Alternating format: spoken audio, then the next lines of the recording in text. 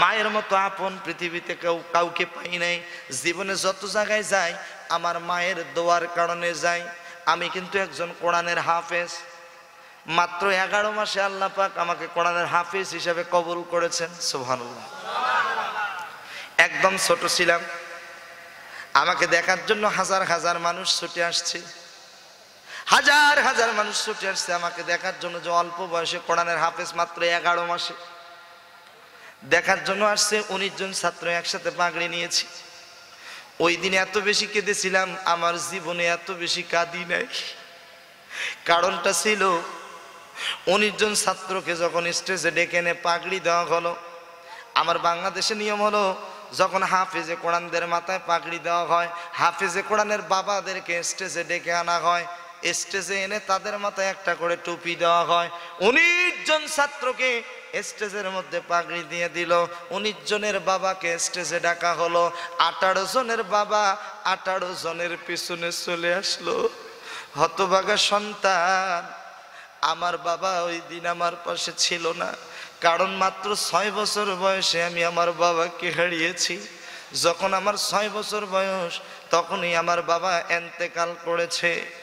আমার প্রিয় ভাইয়েরা, ওই দিন এত বেশি কেঁদেছি, আল্লাহকে ডেকে ডেকে বলেছি, আল্লাহ আজকে যদি আমার বাবা আমার পাশে থাকতো কত আনন্দ পেত, খুশি হতো যে আমার সন্তানটা হাফেজে কোরআন হয়েছে। আমার বাবা ছিল না। ওই দিন এত বেশি কেঁদেছি, আমার কান্না দেখে আমার ওস্তাদ এসে পেছনে আমাকে জড়ায় ধরে বলেছে, বাবারে কে বলেছে তোর বাবা নেই? আমি তোর পেছনে দাঁড়িয়ে গেলাম, তোর বাবা হয়ে টুপিটা মাথায় পড়ে নিলাম, আজকে থেকে আমি তোর বাবা। এই কথা যখন বলেছে, এখন যখন আমি তিরমিজি শরীফ, আবু দাউদ, মিশকাত শরীফ, হাদিস শরীফ পড়ি, আল্লাহর নবীজি তিনিও তো এতিম ছিল, জন্মের পূর্বে বাবাকে হারিয়েছে, জন্মের কিছুদিন পরে জনম দুঃখিনী মাকে হারিয়েছে। নবীজিও তো এতিমদেরকে ডেকে ডেকে বলতো, বাবারে কে বলেছে তোর বাবা নাই? আমি তোর বাবা। আজকের থেকে তোর মা হলো আয়েশা খাদিজা। আমার প্রিয় ভাইরা, এতিমদেরকে কখনো দূরে সরাইয়া দিবেন না, এতিমদেরকে কখনো কষ্ট দিবেন না। এতিমদেরকে যারা কষ্ট দিবে জাহান্নাম ছাড়া কোনো উপায় থাকবে না। এতিমের মাল কখনো আত্মসাৎ করা যাবে না, এতিমের মাথা বলিয়ে দিতে হবে। আল্লাহর নবী বলেন, কোন এতিমের মাথা যদি বলিয়ে দাও আদর করে, মহব্বত করে, ওই এতিমের মাথায় যতগুলো চুল আছে ততগুলো নেকি আল্লাহ পাক আপনার আমার আমল নামায় দিয়ে দিবে। চিৎকার দিয়ে জোরে বলুন না সুবহানাল্লাহ। এই জন্য এতিমদেরকে কষ্ট দিবেন না, এতিমদেরকে ডেকে এনে মহাব্বত করবেন, ভালোবাসা দিবেন, স্নেহ করবেন। যে কথাটি বলতেছিলাম, মা দুঃখিনী আছে এই ক্যানিংয়ে, সন্তান আছে দিল্লিতে, সন্তান আছে আমেরিকায়, সন্তান আছে মালয়েশিয়ায়, সন্তান আছে সিঙ্গাপুরে, মা আছে ক্যানিংয়ে, দক্ষিণ 24 পরগনায়। সন্তান যদি বিপদে পড়ে, জনম দুঃখিনী মা কেমনে যেন টের পায়। আমার দিকে তাকান, কথা বলা যাবে না রে বাবা, একটু দিলের কান দিয়ে কথাগুলো শুনতে হবে, আল্লাহর কোরআনের কথাগুলো একটু মনোযোগ দিয়ে শুনতে হবে। আব্বা আম্মাকে কখনো কষ্ট দেওয়া যাবে না। একজন মা সন্তানের জন্য কত কষ্ট করে, কথাটা বলতেছিলাম আমি আগেই বলেছি, সন্তান যখন মায়ের গর্ভে আসে, সন্তানটার পা গুলো থাকে মায়ের কলিজার দিকে, মাথাটা থাকে মায়ের জরায়ুর দিকে। সন্তানটা মায়ের পেটের মধ্যে আস্তে আস্তে করে বড় হয়, 1 ইঞ্চি, 1.5 ইঞ্চি, 1.25 ইঞ্চি, 2 ইঞ্চি, আস্তে আস্তে করে বড় হয়।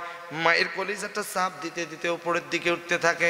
সন্তানটা যখন মায়ের পেটের মধ্যে পাটা নড়ায়, সরাসরি মা দুঃখিনীর কলিজায় লেগে যায়। মা দুঃখিনী সহ্য করতে পারে না। 5000-এরও অধিক লাথি দিয়েছি, 3টা লাথি এমন ভাবে দিয়েছি জীবনেও কোনোদিন কোনো মা ভুলতে পারে না। যখন সন্তান পৃথিবীতে চলে আসবে, ঠিক সেই মুহূর্তে 2 পা দিয়ে মায়ের কলিজায় আঘাত দিয়েছে।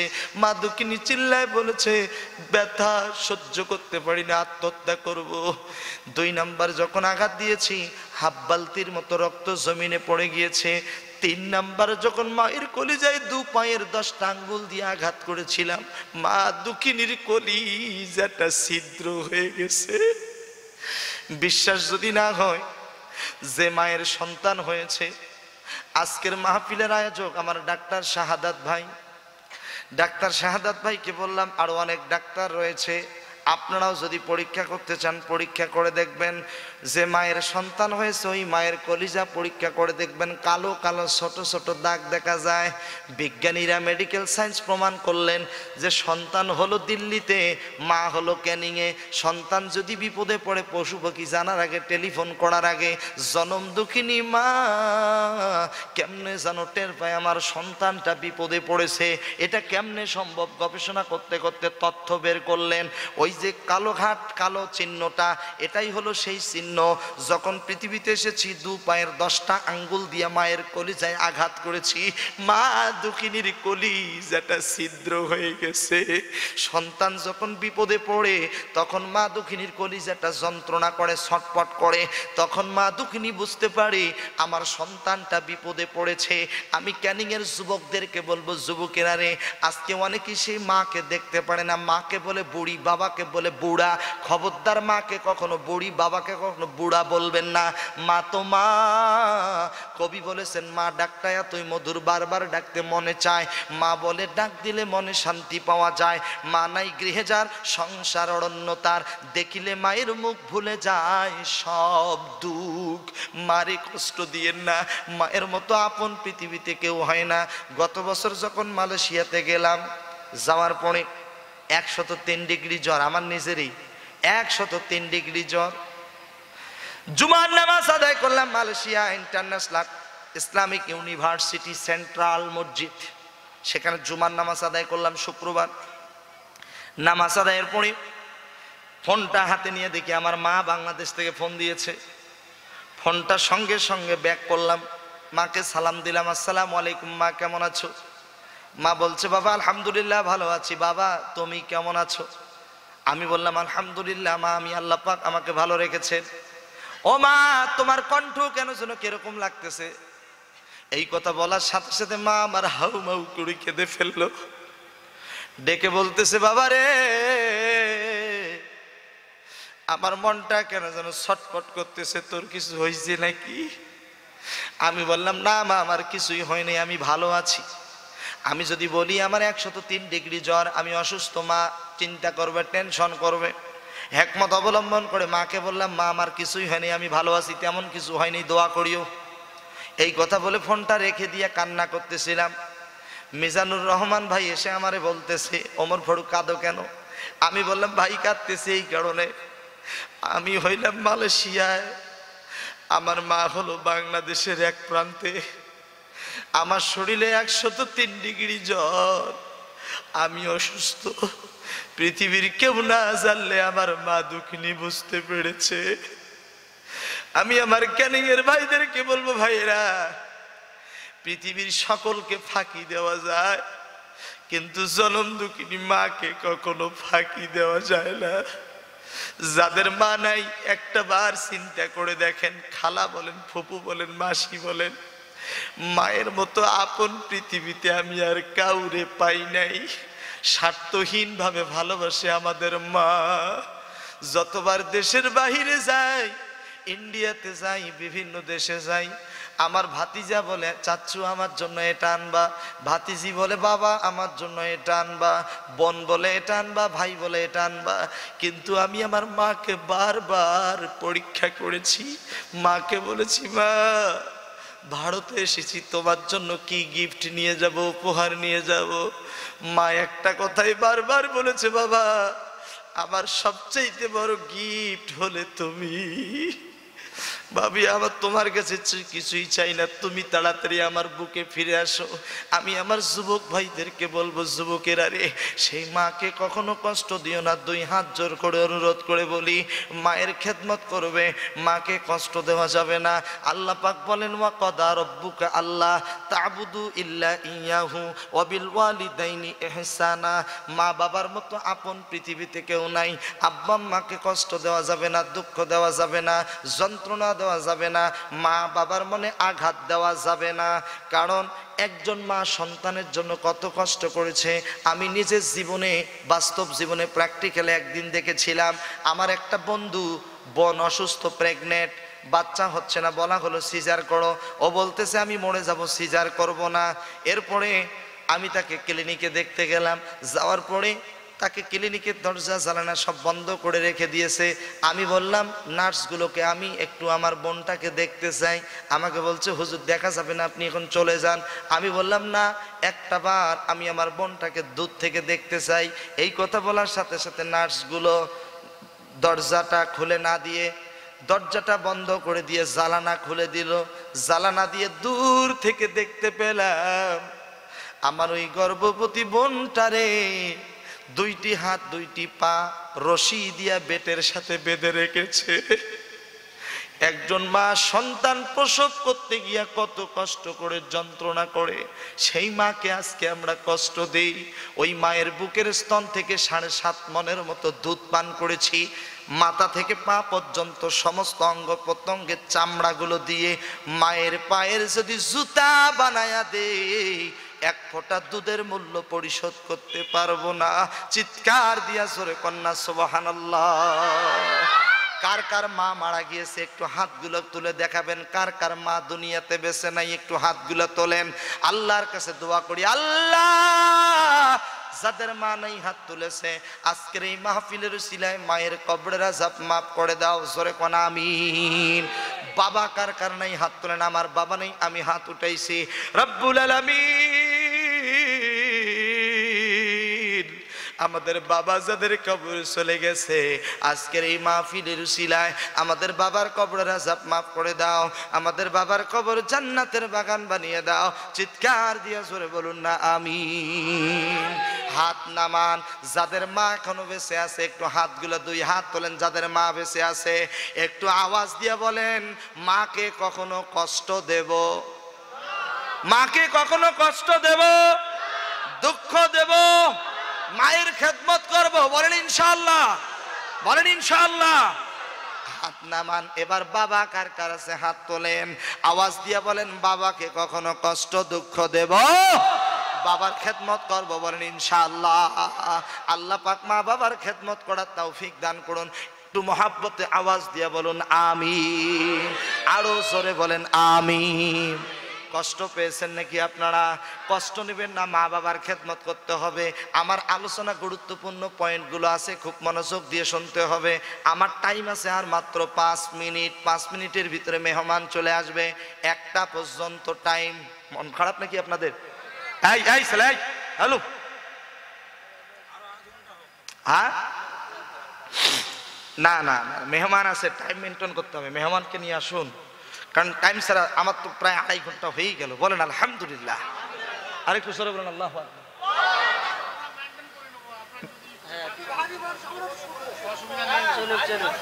আরো চলবে? চলবে? ভালো লাগছে? আমি শেষ করে দেই। চলবে? হাতের মুষ্টির কথা মনে আসেনি? হাতের মুষ্টি খোলার সাথে সাথে কি ঘটনা ঘটলো শুনবেন না সবাই? ইয়া মাবুদ, রাত তো অনেক হয়ে গেছে, কোনো অসুবিধা নেই। তাই নাকি? বলেন না আল্লাহু আকবার। আসলে কি জানেন, আলোচনা শুরু করলে শাখা প্রশাখা অনেক কিছু বেরিয়ে আসে, বোঝাতে গেলে অনেক কিছু চলে আসে। কথা বলেন ঠিক কিনা? আমি কি আপনাদেরকে বোঝাতে পারতেছি? বলেন আলহামদুলিল্লাহ। ও মুরব্বী বাবাজি বসতেছেন? আচ্ছা বলেন আলহামদুলিল্লাহ। এই ছেলে, এই সিট ডাউন।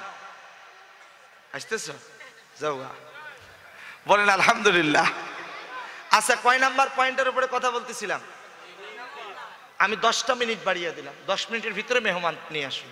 আমি আপনার পয়েন্টগুলো শেষ করে দিব সংক্ষিপ্তভাবে, কারণ এক একটা পয়েন্ট যদি আমি বিস্তারিত আলোচনা করতে যাই অনেক সময়ের দরকার, সারা রাত বললেও শেষ হবে না। আগামীকালকে আমাকে আবার চলে যেতে হবে, এই জন্য আমি আর দেরি করতে চাই না। ফ্লাইট আমাকে 10টার ভিতরে এয়ারপোর্টে পৌঁছতে হবে, এজন্য আমি দেরি করতে চাই না। আমি অল্প সময়ের ভিতরে বিদায় নেব ইনশাআল্লাহ। সম্মানিত ভাইয়েরা, একটু মনোযোগ দিয়ে শুনতে হবে। যে কথাটি বলতেছিলাম, আল্লাহর নবী বিশ্ব নবী রাহমাতাল লিল আলামিন বলেন, নাম্বার 3, কিছু কিছু মানুষের মাথা থাকবে নিচে, পা গুলো থাকবে উপরে। জাহান্নামের ফেরেশতা টেনে হিচড়ে জাহান্নামে নিক্ষেপ করে দিবে। দুনিয়াতে যারা ভালো ভালো কথা বলেছে, দুনিয়াতে যারা ছিল সুদখোর, এই সুদ করে চেহারা মাথা থাকবে নিচে, পা গুলো থাকবে পড়ে, জাহান্নামের ফেরেশতা টেনে হিস্ত্রে জাহান্নামে নিক্ষেপ করে দিবে। এই জন্য আমি ক্যানিং এর ভাইদেরকে বলবো সুদের সাথে জড়িত হওয়া যাবে না।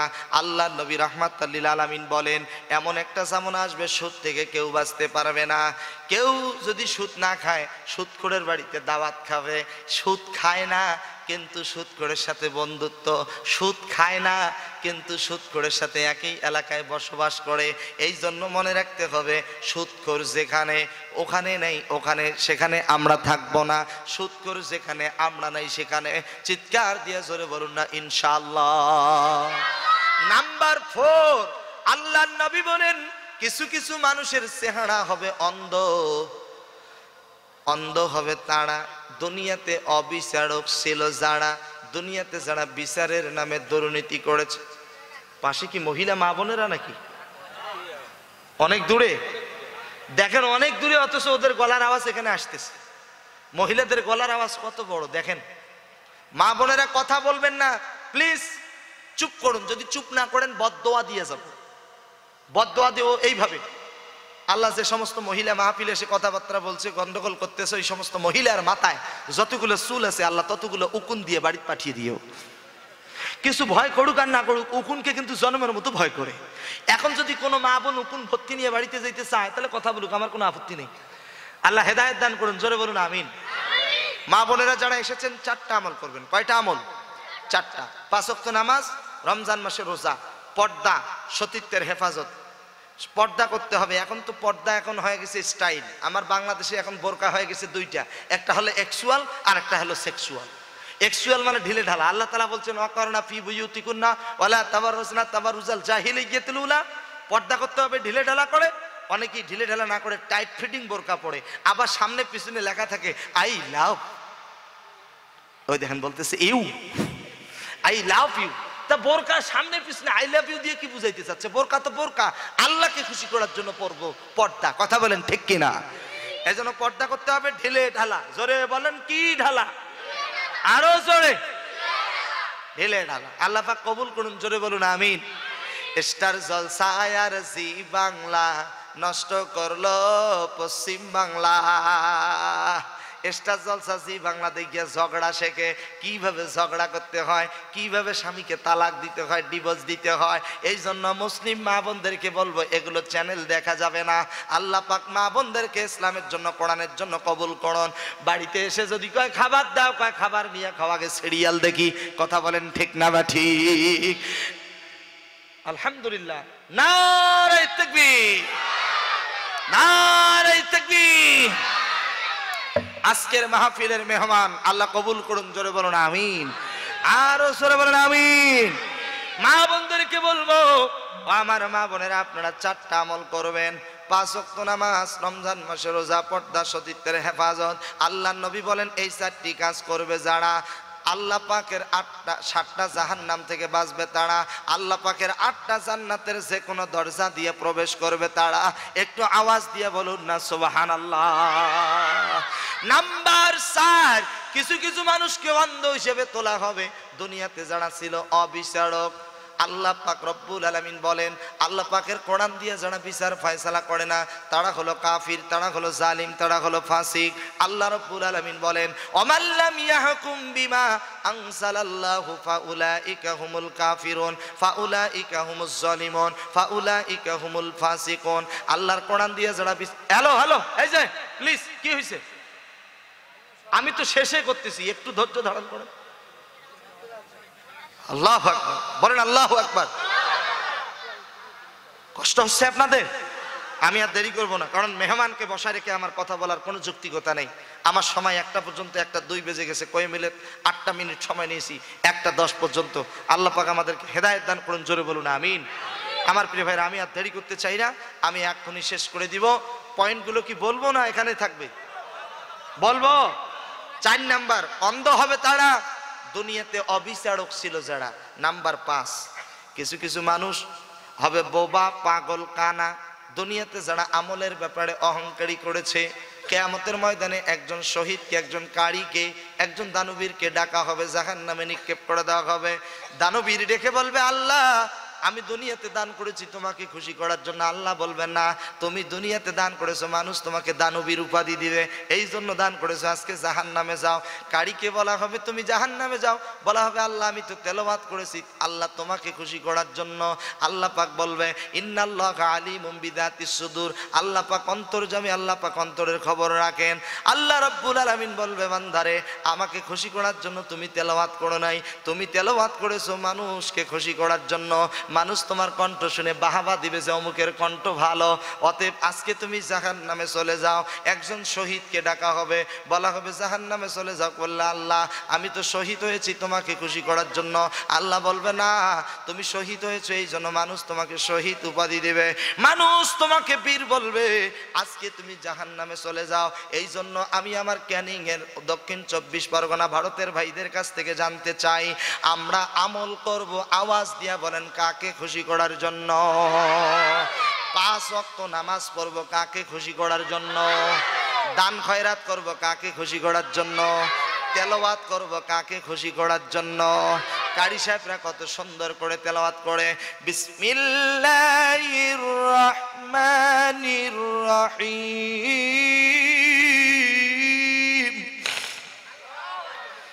আর রহমানু আল্লামাল কুরআনা খালাকাল ইনসানা আল্লামাহুল বায়ান।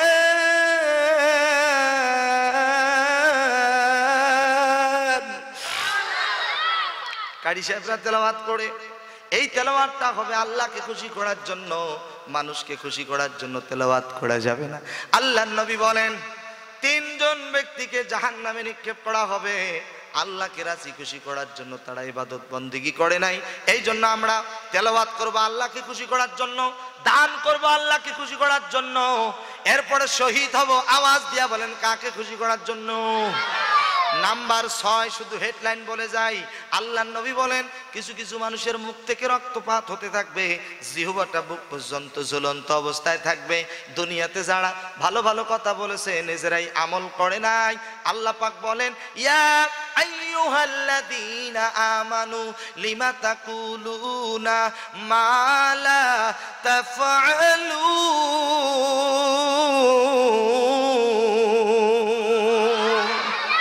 আল্লাহ তাআলা বলেন এমন কথা কেন বলো, কেন বলো যে কথাটা তুমি নিজেই আমল করো না? চিৎকার দিয়ে বলুন না সুবহানাল্লাহ। এক সাহাবী তার একটা ছোট্ট বাচ্চাকে নিয়ে আসছে, মিষ্টি খেতে পছন্দ করে। আল্লাহর নবীকে ডেকে বলে আল্লাহর নবী আপনি একটু দোয়া করে দেন, একটু একটু একটু একটু ওয়াজ করে দেন যেন মিষ্টি কম খায়। আল্লাহর নবী বলেন আজকে চলে যাও, আরেকদিন আসিও। কিছুদিন পরে আবার আসছে, আল্লাহর নবী বলছে বাবা আগে যে মিষ্টি খাইতে তার সাথে একটু কম খাওয়া। সাহাবী তো রেগে গেলেন, ইয়া রাসূলুল্লাহ এই ওয়াজ তো পূর্বের দিনেই করতে পারতেন। আল্লাহর নবী বললেন দেখো তুমি তোমার বাচ্চাটাকে নিয়ে আসছো মিষ্টি বেশি খেতে ওয়াজ করার জন্য, আমি রাসূল নিজেই মিষ্টিকে পছন্দ করি, জোরে কন্যা সুবহানাল্লাহ। আমি মিষ্টি খাওয়া কমাই দিয়েছি, এই জন্য তোমার বাচ্চাটাকে বললাম বাবা আগে যে মিষ্টি খেতে তার থেকে একটু কম খাওয়া, জোরে কন্যা আল্লাহু আকবার। এমন কথা কেন বলো